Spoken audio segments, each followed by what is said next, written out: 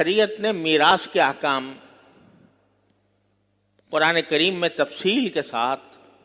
نازل فرمائے اور یہ فرمایا کہ جب کسی کا انتقال ہو تو اس وقت میں سب سے پہلا کام یہ ہونا چاہیے کہ اس کا جو ترکہ ہے، جو کچھ اس نے میراث میں چھوڑا ہے، وہ نقدی ہو، وہ سونا ہو، وہ جائیداد ہو، کوئی مکان ہو، کوئی زمین ہو، وہ شرعی قاعدے کے مطابق آپس میں تقسیم کر لو۔ اگر وہ تقسیم نہیں کی اور کوئی ایک فرد اس کے اوپر قابض رہا تو جس شخص نے اس پر قبضہ کیا ہے وہ اس کے مال میں حرام شامل ہو گیا۔ یہ مسئلہ ہوتا ہے، عام طور پر ایک بڑی زبردست غلط فہمی پھیلی ہوئی ہے کہ بھئی ابھی تو انتقال ہوا ہے، ابھی ایک دم سے ہم حصے بکھرے کرنے شروع کر دیں، بٹوارہ کرنے لگیں، یہ ہمیں اچھا نہیں لگتا کہ ابھی تو دنیا سے جانے والے کا کفن بھی میلا نہیں ہوا اور ابھی ہم اس کی جائیداد کا بٹوارہ شروع کر دیں۔ اس کو بہت برا سمجھا جاتا ہے، معیوب سمجھا جاتا ہے۔ حالانکہ شریعت کا حکم یہ ہے کہ جلد از جلد اس کی میراث کو تقسیم کرو،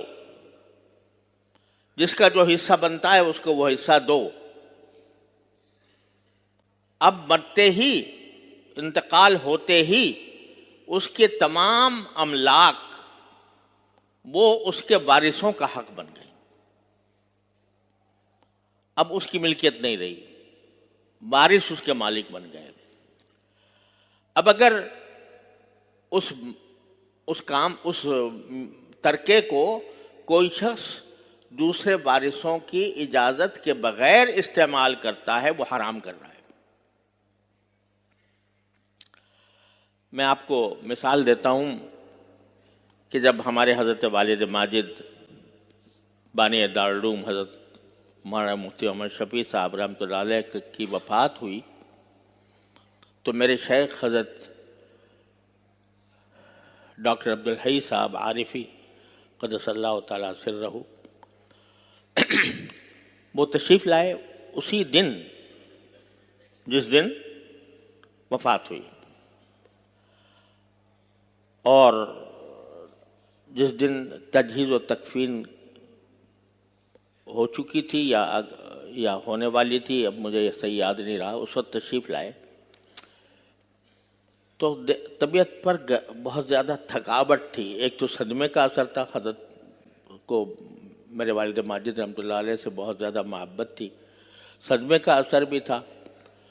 اور کچھ تھکن بھی تھی، تو کمزوری محسوس ہو رہی تھی۔ تو ہم نے حضرت والد صاحب رحمۃ اللہ علیہ کے سرہانے ایک خمیرہ رکھا رہتا تھا، خمیرہ جو ذرا تقویت کے لیے ہوتا ہے، تو ہم وہ لے آئے کہ حضرت یہ تھوڑا سا خمیرہ تناول فرما لیں تاکہ آپ کی کمزوری دور ہو جائے۔ تو حضرت نے فرمایا بھائی یہ تم کیسے لے آئے، یہ تو اب ترکہ ہو گیا، یہ تو میراث کا حصہ ہو گیا اور یہ اس میں میراث وارثوں کا حق بن گیا،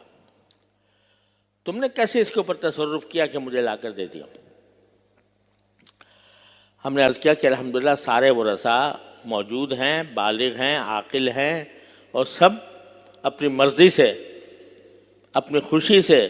یہ آپ کی خدمت میں پیش کر رہے ہیں، اس لیے آپ اس میں تعامل نہ فرمائیں۔ لیکن انہوں نے توجہ یہ دلائی کہ انتقال ہونے کے بعد سب سے پہلی فکر یہ ہونی چاہیے کہ جو اس کا ترکہ ہے اس ترکے میں کوئی غیر وارث کا تصرف نہ ہو۔ تو یہ شریعت کا حکم ہے، اور ہوتا یہ ہے کہ شروع میں تو کہتے ہیں بھائی ابھی تو ہم آپس میں بھائی ہیں، بہن بھائی ہیں، کیا لینا دینا، کیا تقسیم، کیا بٹوارہ، ہم تو بھائیوں کی طرح رہتے ہیں، جب ذرا وقت گزر جاتا ہے تو پھر اسی سے لڑائیاں اور جھگڑے کھڑے ہوتے ہیں۔ تو شریعت کا حکم یہ ہے کہ جلد از جلد ترکے کو تقسیم کرو جس طرح ممکن ہو۔ اب اگر ایک آدمی بڑا بھائی ہے، مثلا وہ ایک کاروبار اس کے والد چھوڑ کر گیا ہے، تو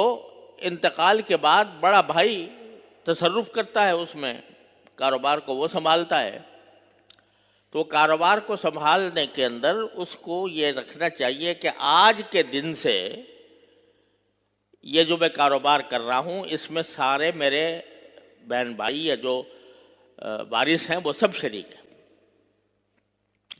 اس کے حساب سے اس کو یہ کرنا چاہیے کہ بھئی چونکہ ہم شریک ہیں، یا تو ہم فوراً اپنے حصے الگ کر لیں، یا اگر کاروبار آگے جاری رکھنا ہے تو تمام ورثاء سے اجازت لے کر اور کوئی معاملہ طے کر کے کہ اس کاروبار کو جب چلایا جائے گا تو اس میں نفع آئے گا تو وہ کس طرح تقسیم ہوگا، یہ کرنا لازمی ہے، ضروری ہے۔ اگر وہ شخص اس کاروبار پر اس نے قبضہ کر لیا یا وہ کاروبار چلاتا رہا، دوسرے وارثوں سے کچھ پوچھا نہیں، دوسرے وارثوں کی کوئی مرضی نہیں لی، تو اس کے کھانے میں حرام شامل ہو گیا۔